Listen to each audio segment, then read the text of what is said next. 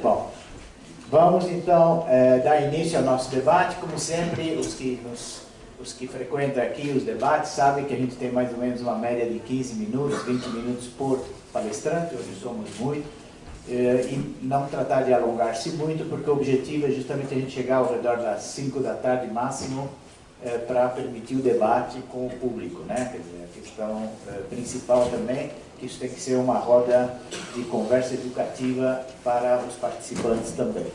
Então, vamos começar com o Carlos, né? Carlos Aznares, que vai falar em espanhol. Se vocês tiverem alguma dificuldade e quiserem, a gente pode fazer a tradução. Se achar que ele fala pausadamente, que é compreensível, vocês digam. Levanta a mão, a gente faz. Estamos dispostos a fazer a tradução das palavras, ou ele acha que não precisa, que tudo que ele pode ser perfeitamente entendido. Carlos, por favor. Bueno, buenas tardes, compañeras, compañeros. Voy a tratar de hablar despacio para así nos podemos entender. Antes que nada, agradecerles a los compañeros y compañeras de la Liga Latinoamericana de Os Irredentos, compañeros que hemos conocido en Argentina cuando han venido junto con Martinelli y todos los compañeros a dar una charla allí. Y también agradecerle al espacio, a este Memorial de la Resistencia, que realmente para nosotros, que seguimos resistiendo y luchando, es un honor estar aquí. Yo conozco al autor del libro, a Jorge Zabalza. De él va a hablar más mi compañero uruguayo, pero quiero decirles que es muy importante la lectura de este libro, porque aparte de contar la historia de lucha de un movimiento que para todos y todas nosotras ha sido un ejemplo, como todo movimiento tiene sus cosas a favor y sus cosas en contra. Sus cosas a favor es el pasado y sus cosas en contra es el presente. Y lo digo porque en el pasado los tupamaros eran revolucionarios y ahora son progresistas. Como muchos que en el pasado eran revolucionarios y ahora se vistieron de progresistas. Pero el autor, Jorge Zabalza, es un revolucionario, un auténtico revolucionario. Un hombre que allí en ese libro hace autocrítica revolucionaria, cosa que no todos los revolucionarios cuando se vuelven progresistas se acuerdan de hacer autocrítica.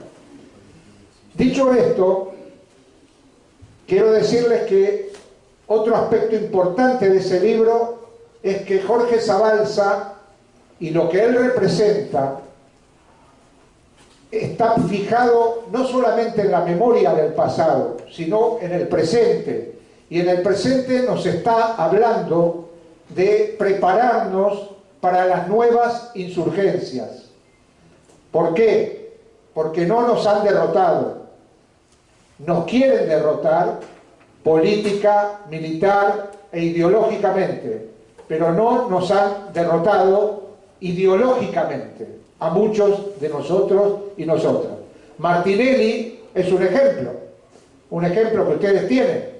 Un hombre, como dijo el compañero, con edad avanzada, que sin embargo tiene muy claro los principios por los que empezó a luchar y tiene muy claro quién era Marighella, que para nosotros es un ejemplo, y tiene claro de por qué hay que seguir luchando hoy. Porque las razones por las que nosotros nos levantamos en armas hace 30, 40 años son las mismas razones o peores que hoy hay en nuestro continente. Miseria, pobreza, desocupación, corrupción y sobre todo el imperialismo sigue siendo el mismo y el capitalismo sigue siendo el mismo, más brutal incluso que antes, mucho más brutal, porque la brutalidad del imperialismo se puede medir en la fuerza bélica, en la fuerza armada de guerra, pero hay otra fuerza que nosotros no medimos habitualmente y que el imperialismo usa, y el capitalismo también, que es ganarnos la batalla ideológica, meterse entre nosotros y nosotras, disimular discursos, y muchas veces creemos estar hablando con compañeros y compañeras que nos están hablando con un lenguaje que nosotros en los años 60 y 70 no estábamos de acuerdo. Nosotros no queremos capitalismo suave, no queremos capitalismo humano, nosotros queremos socialismo. Peleamos en los 60, en los 70, en los 80, en los 90 y hasta hoy por el socialismo. Y no es eso una consigna. Nosotros peleamos por el socialismo porque creemos que es la mejor manera de lograr que una sociedad sea humana, que una sociedad piense en el hombre y en la mujer, y que fundamentalmente sea una sociedad donde no haya explotadores ni explotados. Y eso tiene una vigencia universal, tiene una vigencia para todos nuestros países. Y hoy que América Latina está viviendo un momento muy complejo, muy difícil, evidentemente no descubro nada cuando les digo que Brasil y Argentina están viviendo un momento muy complejo. Ustedes tienen al líder o al hombre más representativo del pensamiento popular preso, y además tienen un presidente que no lo eligieron y que llegó por un golpe de Estado, y nosotros tenemos otro presidente que sí lo eligió una parte del pueblo, sin conciencia política, y que también representa un ala clarísima del neoliberalismo y del imperialismo. Entonces estamos viviendo en toda América Latina momentos muy complejos, pero no nos olvidemos que los únicos 3 gobiernos que nos quedan son gobiernos revolucionarios, y precisamente Venezuela, Cuba y Bolivia son gobiernos que no pensaban en el capitalismo suave ni en el capitalismo humano, pensaban en el socialismo y trabajaron y trabajan para llegar al socialismo. Y esto es lo que tenemos que tener en cuenta. Esto es lo que hay que decirnos todos los días para seguir motivándonos en la lucha. Es fundamental que diferenciemos entre quienes apuestan y se juegan la vida por el socialismo y en el presente van construyendo todos los días la idea de vivir en un mundo diferente. Hay un ejemplo que no llegó al gobierno, pero que sí practica eso, y es el Movimiento Sin Tierra de Brasil. Por ejemplo, nosotros tenemos como ejemplo al MST, a los Sem Terra de Brasil. ¿Por qué? Porque van construyendo desde hace mucho tiempo un país diferente sin llegar al poder, sin llegar al gobierno. Nos imaginamos lo que puede ser si un campesino sin tierra o un representante de los campesinos sin tierra llega al gobierno, porque ya los vemos en la práctica, ya los vemos construyendo. Así nos pasó lo mismo con Hugo Chávez, nos pasó exactamente eso. Adivinábamos que Hugo Chávez no nos iba a defraudar, porque antes de llegar al gobierno, ganando las elecciones, ya tenía una idea clara de cómo iba a construir lo que él proclamaba. Y lo primero que hizo es algo fundamental para esa época y para esta época, que es cambiar la Constitución, el poder constituyente. Y el poder constituyente dárselo a quienes no lo tienen nunca, a los excluidos, a las mujeres, a los campesinos, a los obreros, a los estudiantes. Así se construye otro país diferente. De esto y en esto pensaban los tupamaros en el año 60 y 70. En ese tipo de sociedad pensaban los tupamaros. Por eso los admirábamos, y por eso cuando nosotros nos levantamos en armas en la Argentina, yo vengo de la organización Montoneros, y nosotros leíamos a Marighella y leíamos a los Tupac, Los leíamos porque teníamos la idea de que eso era lo que había que aplicar. Y otro tema que quiero decirles que nos parece importante en esta época que vivimos, y es el papel fundamental que están jugando las mujeres en el proceso revolucionario. Las compañeras nos están marcando el camino. Las compañeras en Argentina, en Brasil, en todos los lugares, nos están marcando qué significa unirse para pelear por un objetivo. Recientemente, ustedes lo saben, en Argentina 1 millón de mujeres a las que acompañamos, muchos hombres, porque también nosotros tenemos que hacer un proceso de deconstruir nuestro discurso machista, o sea, trabajar sobre nuestro discurso machista y cortarlo de raíz para acompañar a las compañeras que están demostrándonos que con un objetivo claro, un enemigo claro, la unidad es posible. Nosotros en la izquierda, en toda la izquierda latinoamericana, y yo diría que mundial, hablamos de la unidad y nos tenemos que unir, pero después, cuando nos vamos cada uno a su tribu, a su isla, no nos unimos. Las mujeres tienen tribus y tienen islas, pero saben cómo unir esas islas en un gran archipiélago.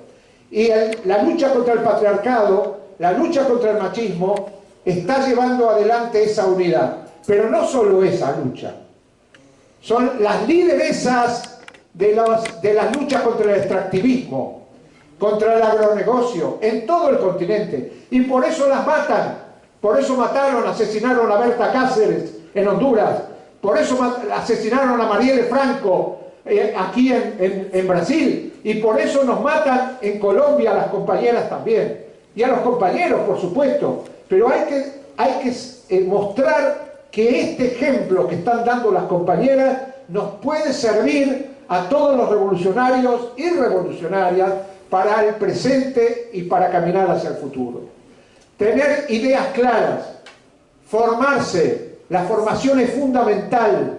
Hay que terminar de que el único discurso que vale es el del celular. Esto es un invento sano para algunas cosas, pero no para formarse políticamente. Para formarse políticamente, desde Lenin y desde antes de Lenin, están los libros, están los materiales escritos que no se leen en las computadoras solamente porque te cansa. En cambio, es un placer leer y formarse a través de un libro. Y también hay que prepararse para hacer la revolución.